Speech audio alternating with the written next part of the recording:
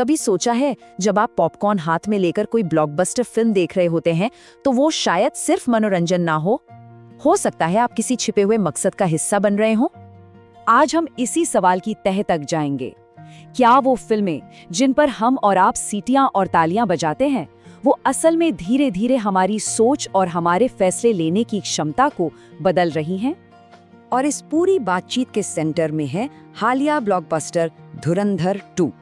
एक एनालिसिस का तो यहाँ तक दावा है कि ये सिर्फ एक फिल्म नहीं बल्कि एक 4 घंटे लंबी प्रोपेगेंडा फिल्म है। बहुत बड़ा दावा है ना? चलिए समझते हैं कि ये दावा किस आधार पर किया जा रहा है। तो सवाल ये है कि ऐसा किया कैसे जाता है। देखिए, ये एनालिसिस एक बहुत ही चालाक फॉर्मूले की तरफ इशारा करता है, सच और फिक्शन का एक जबरदस्त कॉकटेल। ये तकनीक है ना, कमाल की है। इसमें होता क्या है कि असली सच्ची घटनाओं को लिया जाता है, मतलब वो बातें जो हम सब जानते हैं कि असल में हुई हैं, और उन्हें एक काल्पनिक लेकिन बहुत असरदार कहानी में गूंथ दिया जाता है। इसका एक बिल्कुल साफ उदाहरण देखिए।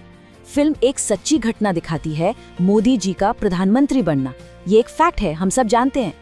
लेकिन इसके फौरन बाद एक फिक्शनल सीन आता है जहां आईएसआई के एजेंट निराश होकर कहते हैं, इस बार हमारी सरकार नहीं आई।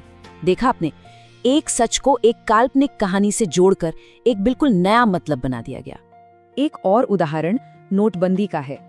फिल्म में नोटबंदी की घोषणा की असली फुटेज इस्तेमाल की जाती है जो एक सच्चाई है, लेकिन फिर इसके पीछे एक काल्पनिक वजह गढ़ दी जाती है कि ये कदम पाकिस्तान से आने वाले जाली नोटों को रोकने के लिए उठाया गया था। मतलब एक इतने जटिल राजनीतिक फैसले को एक सीधी साधी देशभक्ति वाली वजह दे दी गई। लेकिन अब सवाल ये उठता है कि आखिर ये फॉर्मूला इतना असरदार क्यों है? लोग इस पर यकीन कैसे कर लेते हैं?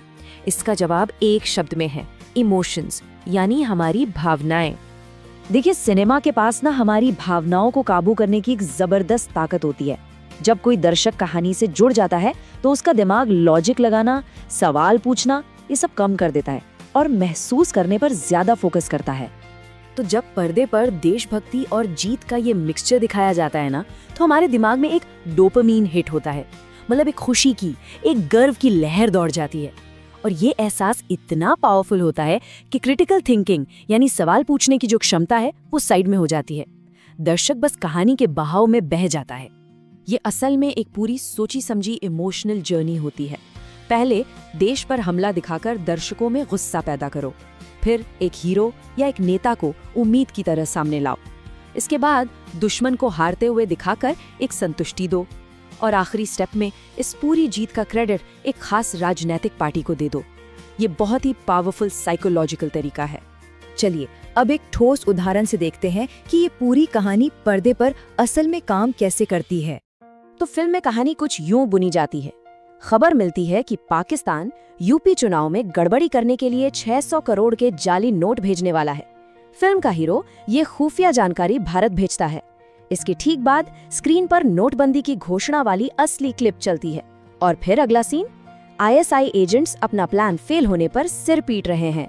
एक इतने पेचीदा मुद्दे को कितनी सफाई से एक हीरो विलन की कहानी में फिट कर दिया गया। और सिर्फ इतना ही नहीं, फिल्म और भी आगे जाती है। वो दुश्मन के मुंह से ही नेता की तारीफ करवाती है। एक आईएसआई एजेंट कहता है, देखने रहे चाय वाला घुस के फट गया अंदर।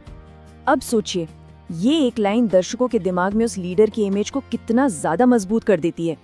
ये सब बातें हमें एक बहुत बड़े और जरूरी सवाल पर लाके खड़ा कर देती हैं। आखिर सिनेमा की जिम्मेदारी क्या है?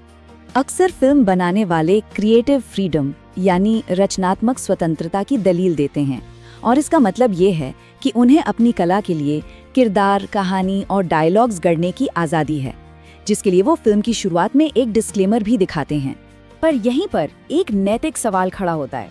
एक तरफ तर्क है कि भाई ये हमारी क्रिएटिव फ्रीडम है, लेकिन दूसरी तरफ सवाल ये है कि जब एक फिल्म में करोड़ों वोटरों को प्रभावित करने की ताकत हो, तो फिर उस आज़ादी की नैतिक सीमा, उसकी एथिकल लिमिट क्या होनी चाहिए? और आखिर में बात घूम फिरकर एक बहुत ही मशहूर कहावत पर आ जाती है, बड़ी शक्ति के साथ बड़ी जिम्मेदारी भी आती है। और ये सिर्फ किसी सुपर हीरो फिल्म का डायलॉग नहीं है, ये मीडिया और सिनेमा के लिए एक बहुत जरूरी सिद्धांत है। तो इस पूरी पड़ताल के बाद एक सवाल आपके लिए छोड़ जाते हैं।